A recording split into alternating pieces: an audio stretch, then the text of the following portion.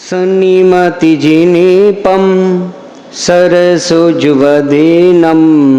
संजनिता करमी किमतिनम पद्मीशरोवरे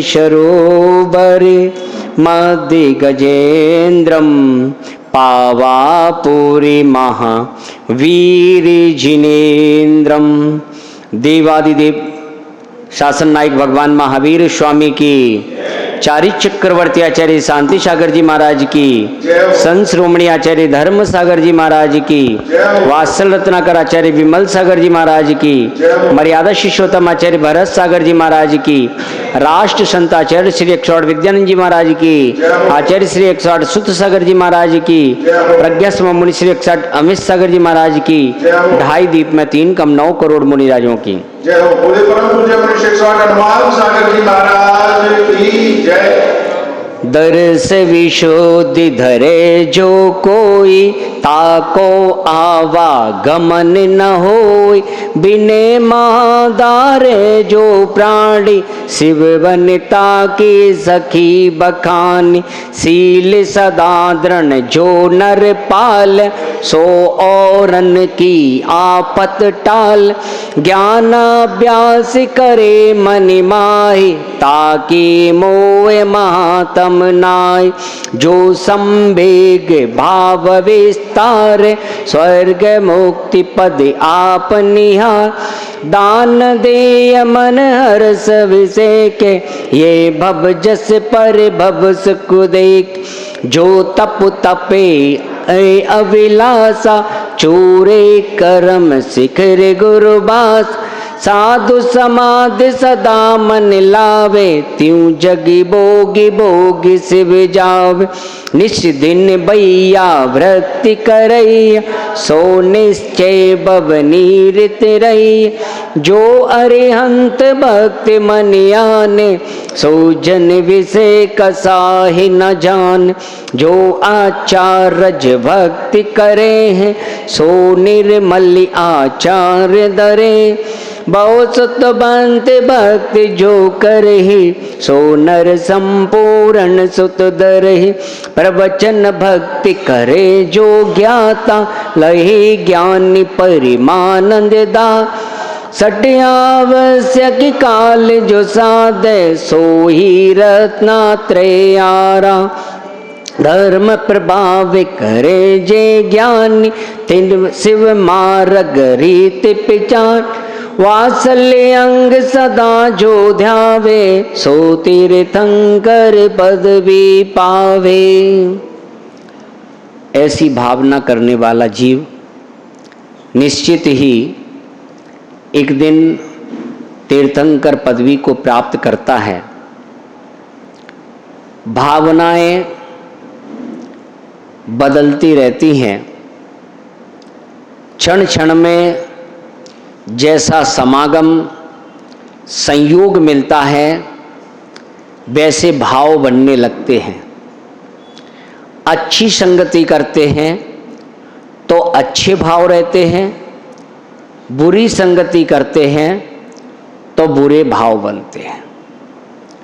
यदि हमें अपने परिणामों को अच्छा रखना है, अपने जीवन को एक अच्छी दिशा की ओर लेकर चलना है, अपने अंदर अच्छे संस्कार यदि रहने हैं, तो उसके लिए हमें संगति अच्छे लोगों की करनी होगी।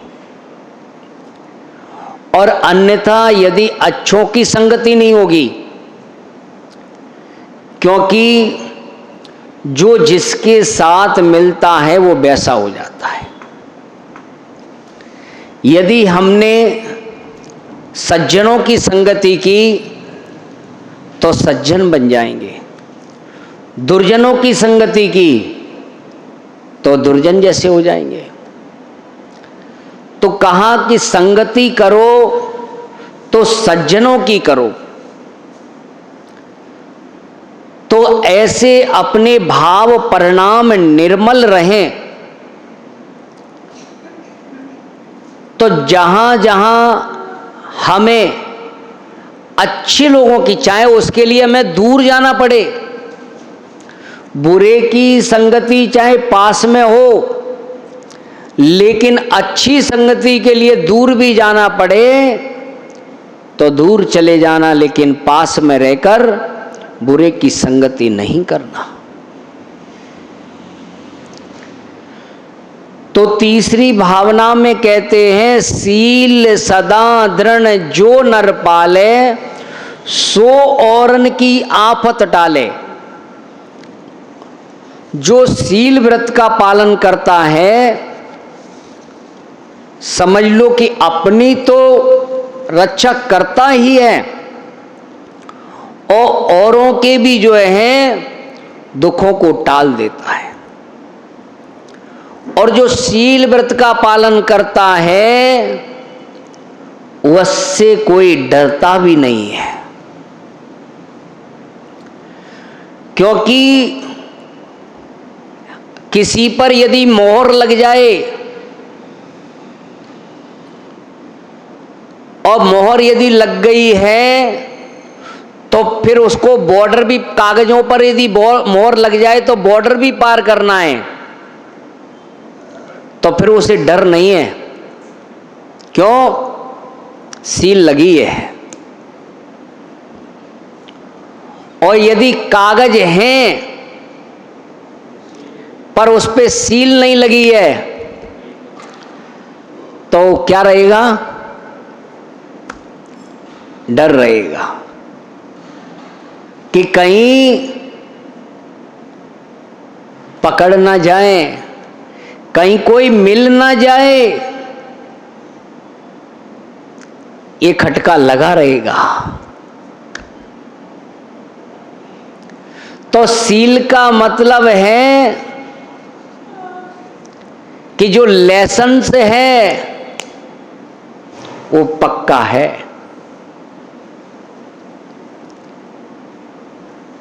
तो ऐसा पक्का काम हो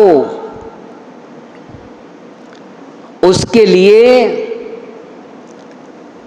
कहा आचार्यों ने, और सील का मतलब होता है स्वभाव, अपनी स्वभाव में रहना। और जो व्यक्ति स्वभाव में रहता है उससे कोई डरता भी नहीं है। नहीं तो जब विभाव में आता है तो व्यक्ति क्रोध करता है, तो फिर व्यक्ति उससे डरता भी है, क्रोधी है। और शांत परिणाम वाले से व्यक्ति नहीं डरता। तो सील यानी ये लाइसेंस है, और व्रत का अर्थ होता है व्यसनों से रहित। और अनतिचार का अर्थ है ट्रैफिक के नियमों को पालन करना, जान लेना कि भाई नियम क्या है। और जब नियम पता होता है तो गाड़ी संयम रूपी चलती है, वह संभाल के चलाता है। इसीलिए आचार्य भगवान ने अष्टपाउड में सील पाउड में वहां पर कहा है कि सील मोक्ष की सीढ़ी है। यदि मोक्ष जाना है तो शील व्रत का पालन करें। पहले बचपन से ही इन व्रतों का पालन होता था। बच्चे जब छोटी अवस्था में 8 वर्ष के होते थे, संस्कार विधि कराई जाती थी, और संस्कार विधि कराने पर उनके नियम, मद, मां, साधु, ये व्यसनों का त्याग और विवाह जब तक शादी नहीं होगी तब तक ब्रह्मचर्य व्रत है। तो अब खतरा नहीं होता। बच्चे कहीं पर भी हैं, शादी कौन तय करता था? परिवार वाले करते थे। जिसका बेटा है वो भी नहीं, जिसका जो है पिता भी यदि है तो वो भी नहीं। परिवार के बड़े बुजुर्गों ने जो कर दिया, उनने यस कर दिया, यस, हाँ हो गई।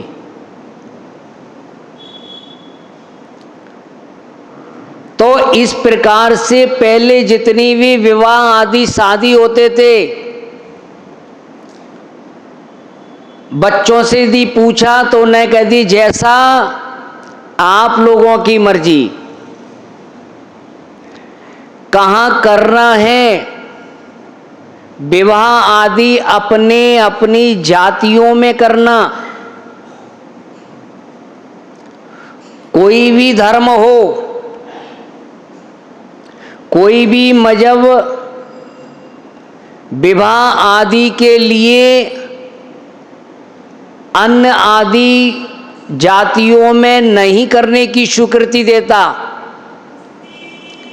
अपनी अपनी जातियों में विवाह करना, चाहे खंडेलवाल हो, अग्रवाल हो, पद्मावती, पुरवाल हो, जायसवाल हो, यानी शादी अपनी अपनी जाति में करना। धर्म सब जैन धर्म का पालन कर रहे हैं, लेकिन विवाह अपनी अपनी जाति में करना। क्योंकि रीति रिवाज सबके अलग अलग होते हैं, तो भाव हिंसा नहीं हो।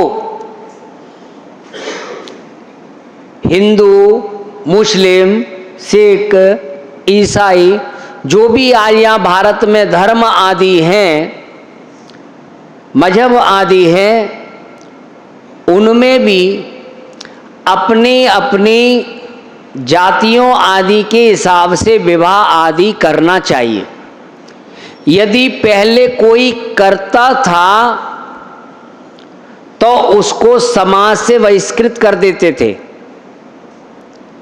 समाज से अलग कर देते थे। क्यों? जिस प्रकार से यदि हम रोड पे जा रहे हैं, लाल बत्ती लगी हुई है, और यदि हम लाल बत्ती को पार करते हैं तो आगे चालान कटता है। जो रूल्स, जो नियम बने हुए हैं, उनका हमने उल्लंघन किया है। ऐसे ही जो रूल्स समाज के बने हुए हैं, जो बुजुर्गों ने बनाए हैं, कुछ ना कुछ सोच समझ के तो बनाया होगा कि हमारी जाति, हमारा धर्म आदि जो है, कैसे समाज सुरक्षित रहे, तो उनका पालन करना चाहिए। ऐसा नहीं, क्योंकि एक शादी बहुत बड़ी जिम्मेदारी है। विवाह गृहस्थ जीवन की दीक्षा है। 2 आश्रम कहे हैं, संन्यास आश्रम और गृहस्थ आश्रम। ये संन्यास आश्रम की दीक्षा है और विवाह गृहस्थ आश्रम की दीक्षा है। तो गृहस्थ आश्रम की जो दीक्षा है, उसके जो रूल्स आदि नियम हैं, उनका पालन उसी हिसाब से करना चाहिए। तो बच्चों को यदि हमने व्रत आदि दिला दिया है, तो उसके सामने कोई आ जाए तो उससे कोई डरता नहीं। क्योंकि शील सदा दृढ़ जो नर पाले, जो शील व्रत का पालन कर रहा है औरन की भी आफत डाले, तो उसे डर नहीं लगता। तो इस प्रकार से इन व्रतों का पालन करना चाहिए। व्रत पालन करने में दूसरे की और अपनी स्वयं की सुरक्षा है। ब्रह्मचर्य व्रत एक ऐसा व्रत है जिसके पालन करने से आगे के सारे कार्य सुलभ हो जाते हैं। दुर्लभ से दुर्लभ कार्य भी सुलभता से प्राप्त हो जाते हैं। आचार्यों ने कहा है कि 5 महाव्रत के पूर्ण पालन करने के लिए जो उनकी 25 भावनाएं हैं और 5 समति 3 गुप्ती रूप चारित्र है, वे सब सील नाम से कहे जाते हैं। 28 मूल गुणों को 12 व्रतों का पालन करना, 12 तप का पालन करना, 22 परिचय, उत्तर गुण, यह सभी सील शब्द से कहे गए हैं। शिक्षा व्रत और गुण व्रत, इनको भी 7 सील कहा गया है। तो ऐसे जो है सील व्रत का पालन करना, और जब व्रत रूपी मोहर लग जाती है तो समझ लीजिए कि हम सुरक्षित हो जाते हैं। आज समाज में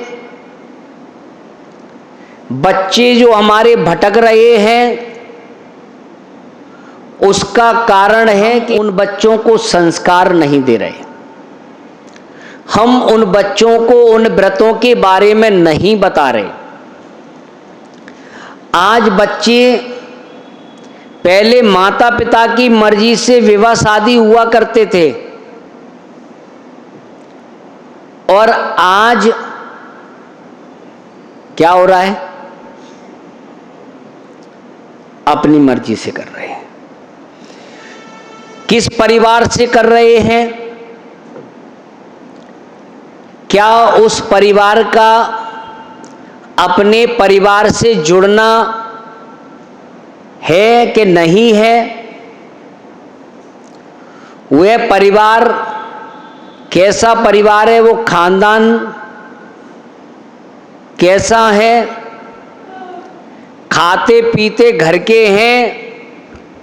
क्या पीते खाते घर के हैं? देखिए, जितने भी महापुरुष आदि हैं, सभी ने विवाह आदि किया है,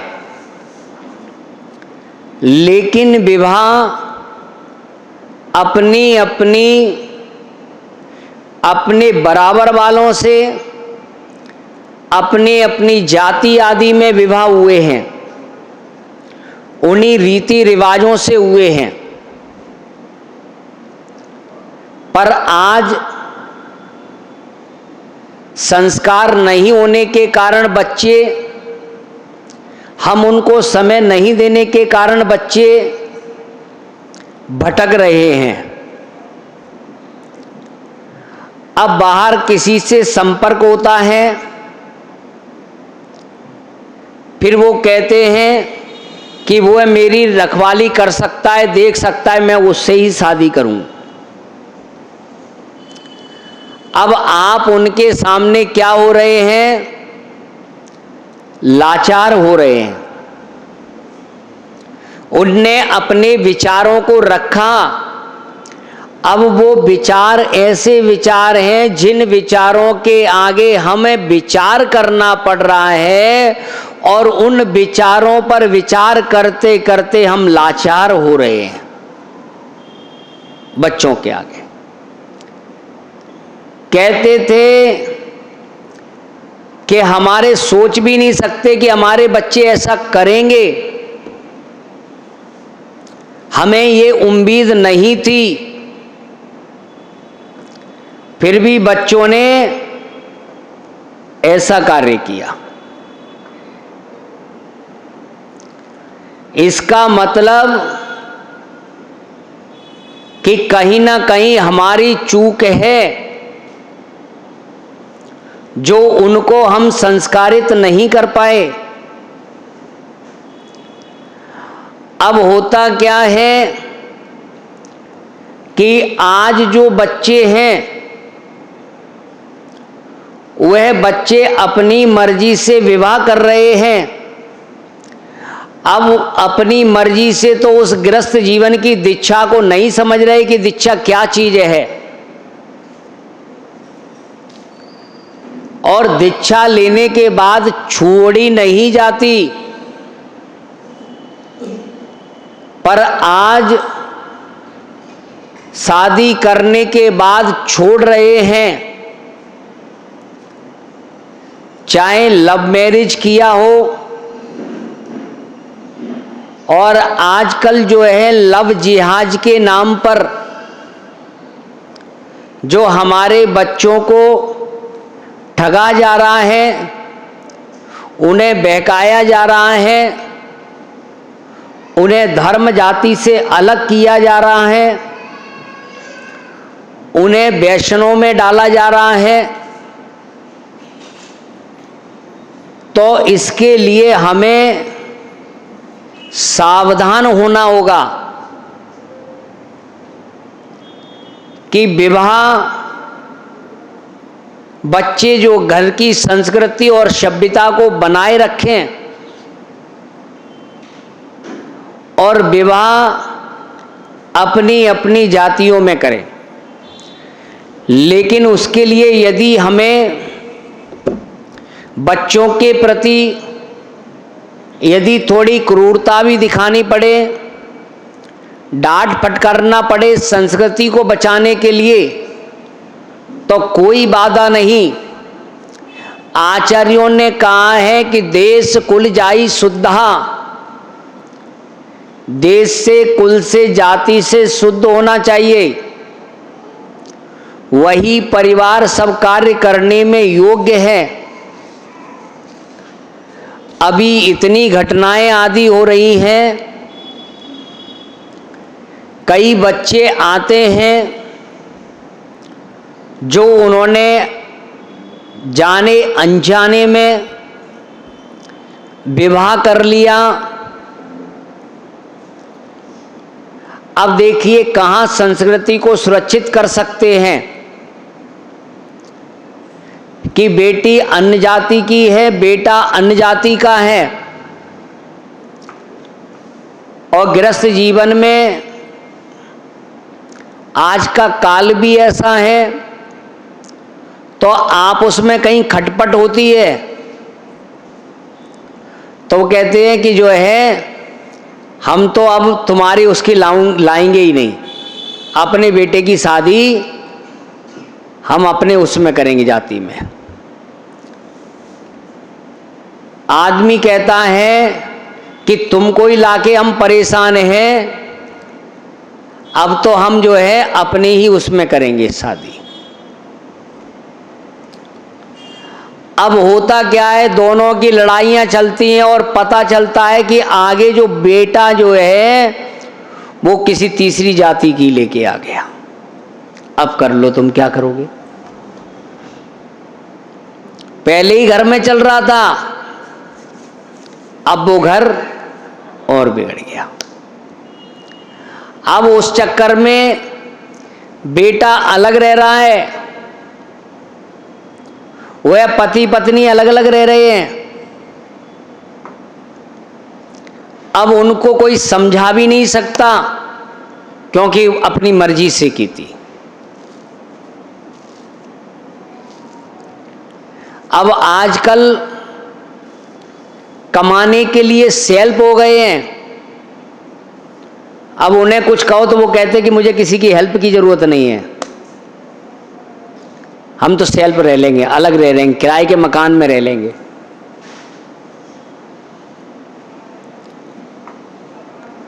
तो क्या हो रहा है कि आज परिवार सुरक्षित नहीं है।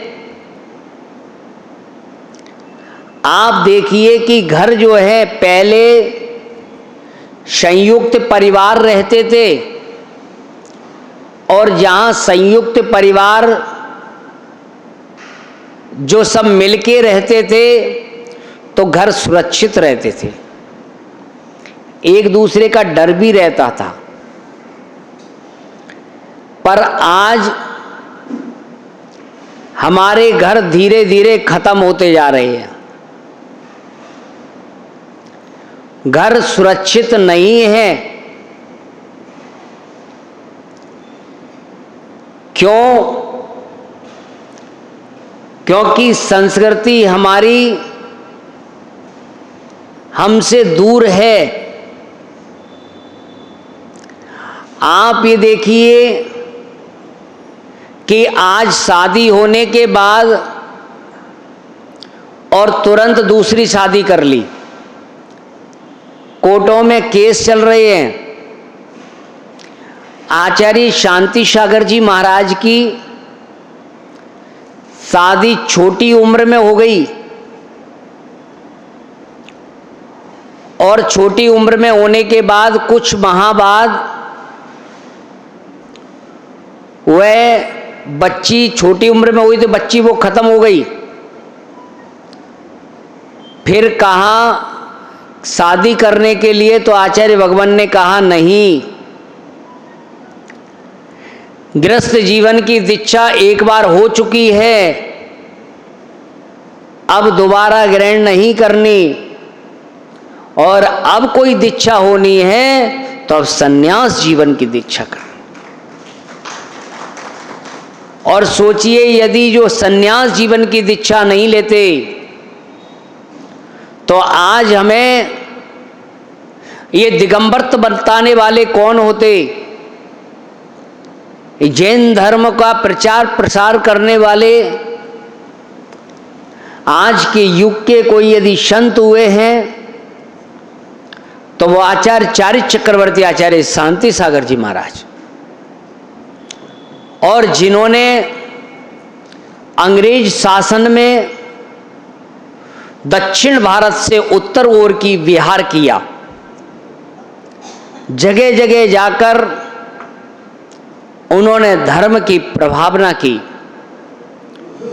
लोगों को ब्रह्मचर्य व्रत से परिचय कराया, शूद्र जल का त्याग कराया, घरों को सुरक्षित किया। जिस वजह से, जिस कारण से आज हमें दिगंबर साधु दिखाई दे रहे हैं, ऐसे व्रत का पालन कर रहे हैं, पर हम आज अच्छाइयों को नहीं देख पा रहे हैं। आज हम बुराइयों को खोज रहे हैं। अच्छाइयां कम मिलेंगी और बुराइयों का कोई अंत नहीं है।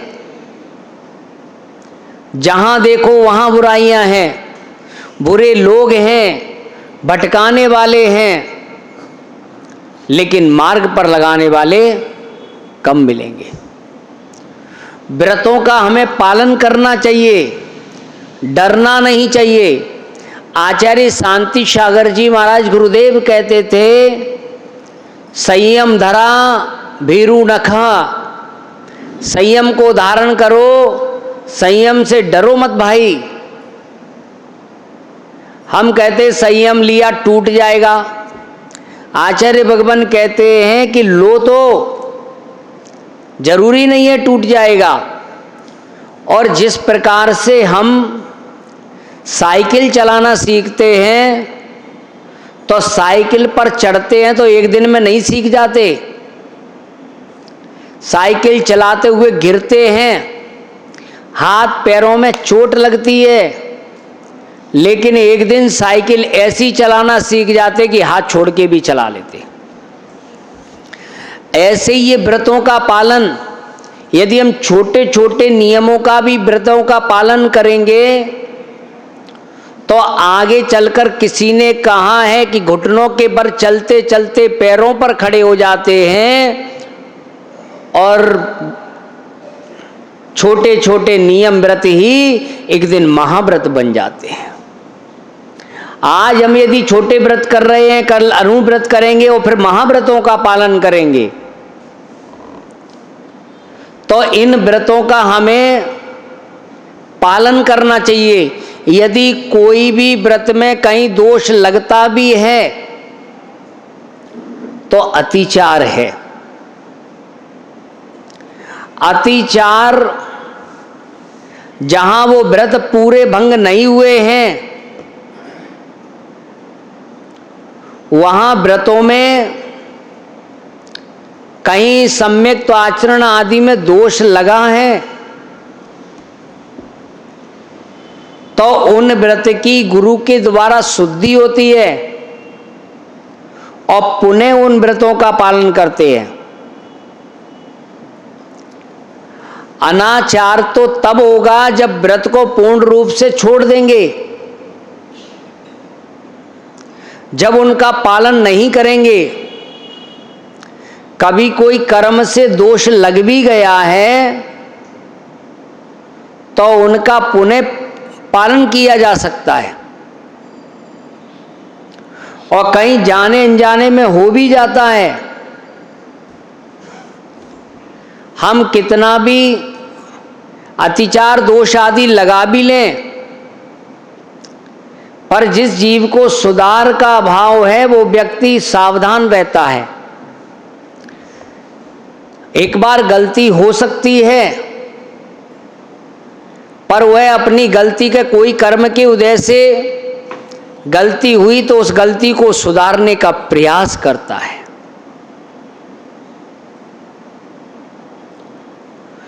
तो यदि अपने जीवन को सुरक्षित करना है तो व्रतों को हमें धारण करना होगा। अब जो ब्रह्मचर्य व्रत पालन कर रहा है उसके सामने यदि कोई आ भी जाए तो ना तो उसको डर है और ना ही सामने वाले को डर लगता है।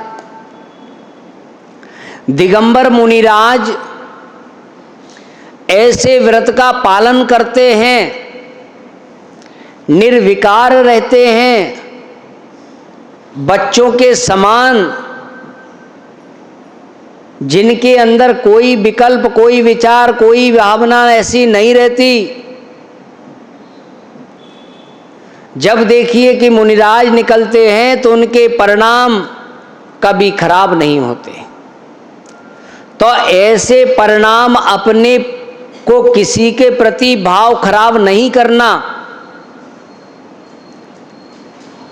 चाहे महिला हो तो महिला पुरुष के प्रति, पुरुष महिला के प्रति, महिला महिला के प्रति, पुरुष पुरुष के प्रति कभी भाव खराब ना हो। अच्छे परिणाम, निर्मल परिणाम होना चाहिए। जिसके अंदर विषय वासना, बुराइयां हैं, उसके सामने कितनी भी अच्छी चीज आ जाए उसे अच्छी नहीं, वो बुराई ही दिखाई देगी। जिसके अंदर स्वयं वासना है उसे वासना दिखाई देगी। जिसके अंदर वैराग्य है उसे वैराग्य दिखाई देगा। तो ऐसे अब देखिए कि किसी स्त्री पुरुष को स्पर्श करने से जो अपना व्रत है, गृहस्थ जीवन का सदा संतोष व्रत है, स्त्री पुरुष के स्पर्श करने से व्रत भंग नहीं होते।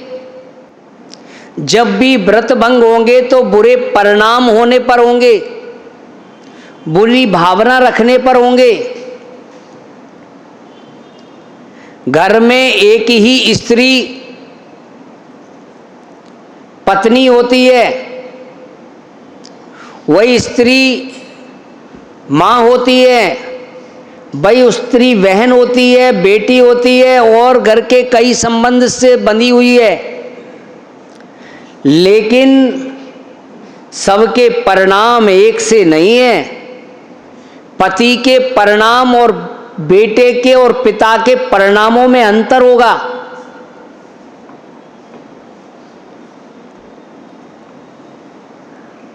कोई स्पर्श से नहीं, स्पर्श नहीं कर रहा, दूर भी है, पर बुरे भाव रख रहा है, तो वह व्रत का पालन नहीं है। अपने से बड़ों को क्या करना चाहिए? उनके प्रति मां जैसी दृष्टि होना चाहिए। अपने से छोटे को पुत्री जैसी, अपने से बराबर वालों को बहन जैसी दृष्टि होना चाहिए। और मात्र कुछ नहीं करना, सिर्फ दृष्टि का परिवर्तन करना है। और यदि हमने दृष्टि को परिवर्तन कर लिया, यदि हमारी दृष्टि ठीक हो गई, तो समझ लेना कि ये सृष्टि अपने आप अच्छी हो गई है। हम अपनी दृष्टि को सही नहीं करना चाहते, हम सृष्टि सुधार में लगे हुए हैं। हम सृष्टि को सुधारना चाहते हैं। अरे ये काम तो महावीर नहीं कर पाए, तो हम क्या कर सकते हैं? महावीर ने कहा कि दृष्टि को हम नहीं, सृष्टि को हम नहीं सुधार सकते हैं, लेकिन हम अपनी दृष्टि को सुधार सकते हैं। यदि हम अपनी दृष्टि बदल लेते हैं तो हमारी सृष्टि, हमें सृष्टि भी अच्छी लगने लगती है। फिर सृष्टि में हमें बुराइयां नहीं खोजती, और नहीं जिसकी दृष्टि बुरी है उसको हर चीज बुरी लगेगी, हर चीज में कभी वासनाएं दिखाई देगी। और जिसकी दृष्टि सम्यक तो हो गई है, वह व्यक्ति अपनी कमियों को देखता है, अपनी गलतियों को खोजता है। इसीलिए हमें अपनी दृष्टि को बदलना होगा। और अपनी दृष्टि जिस दिन बदल गई, समझ लेना कि ये देश, ये संसार से व्यक्ति उदासीन हो जाएगा। फिर उसे संसार के वैभव में, वासनाओं में, भोगों में मन नहीं लगेगा। तो हमें जो अपनी दृष्टि है, उस दृष्टि को बदलना है। हमें अपने आप को देखना है कि मैं अपराधी हूं, दूसरा कोई अपराधी नहीं है। सब अच्छे और बढ़िया लोग हैं, क्योंकि परिणाम दूसरे के नहीं बदलते, परिणाम अपने बदलते हैं।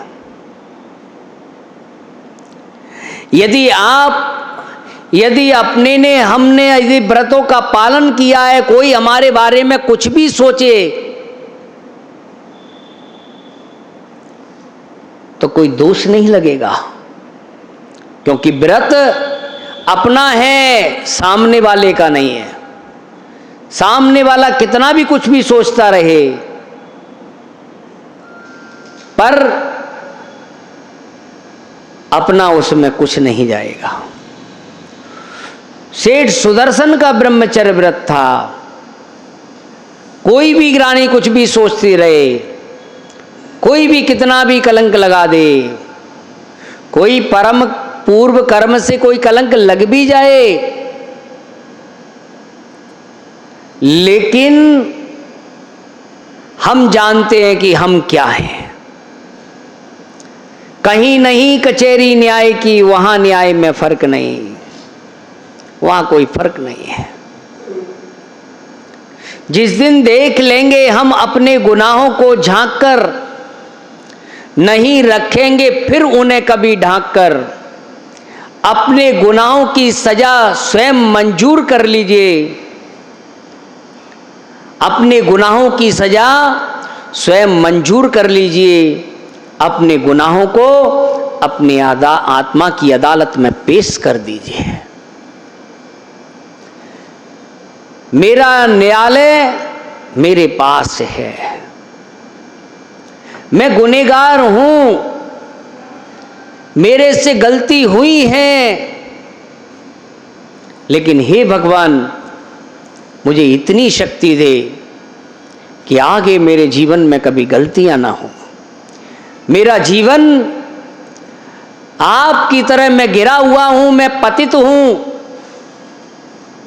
लेकिन आपके चरणों में आ गया हूं। अब मैं पतित से पावन बनना चाहता हूं। पतित बहुत पावन किए, गिनती कौन करे। आपने कितने पतितों को पावन बना दिया, पवित्र कर दिया। तो हे भगवान मुझे भी क्या कर दो, पवित्र कर दो। मैं पापी हूं, दुष्ट हूं, दुरात्मा हूं। मैंने बहुत पाप किए हैं। मैंने लोगों के प्रति कैसे कैसे भाव रखे हैं, लेकिन अब आपकी शरण में आकर मैं अपने आप को, अपने पापों का प्रक्षालन करना चाहता हूं। इसीलिए हमें अपनी कमियों को देखना है, अपने गुनाहों को देखना है, दूसरों के गुनाहों को नहीं। देखिए कि व्रत की महिमा, ये व्रत की महिमा है। उस व्रत के महिमा से मिथ्या दृष्टि जीव भी मुनि बनकर जो है और नौगरिबिक चला जाता है। व्रत की महिमा ऐसी है। उस व्रत की महिमा थी कि जो चंदन माला कहां कहां नहीं रही, कहां कहां नहीं भटकी, फिर भी सुरक्षित रही। ये व्रत की महिमा थी जो सोमा सती ने हाथ डाल दिया मटके में और वो सर्फ भी जो है हार हो गया। वो व्रत की महिमा, अंजना जंगल जंगल भटकती हुई भी सुरक्षित रही। व्रत की महिमा देखिए कि रावण के यहां रहकर सुरक्षित थी। आज घर में रहकर सुरक्षित नहीं है और रावण के यहां रहकर जो है सुरक्षित थी। क्यों? ये शील व्रत का प्रभाव था। रावण का भी व्रत था और सीता का भी व्रत था। इसीलिए कहा है कि जो शील व्रत दृढ़ जो नर पाले, सो औरन की आफत टाले। इसलिए सीता डरी नहीं।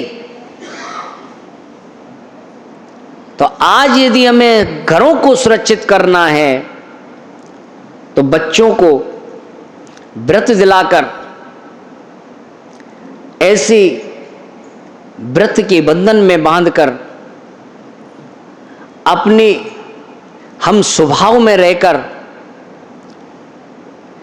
ये लेसन्स यदि बनवा लें और उस लेसन पे सील की मोहर लग जाए तो समझ लेना कि हमारा धर्म, हमारा समाज, हमारे परिवार, हमारे बच्चे सुरक्षित हो जाएंगे।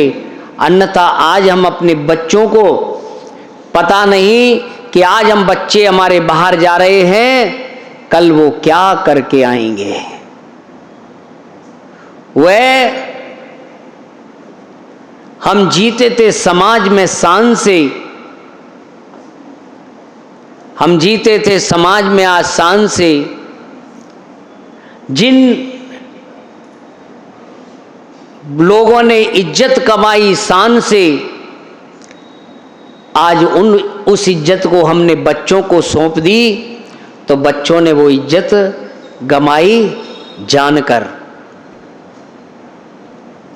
कि आज वो जो बच्चे, क्या आप लोग अभी तक क्या करते आए कि बुजुर्गों ने हमारे खानदान की बात है, वो आज तुम्हारे बच्चे तुम्हारे खानदान को देख रहे क्या?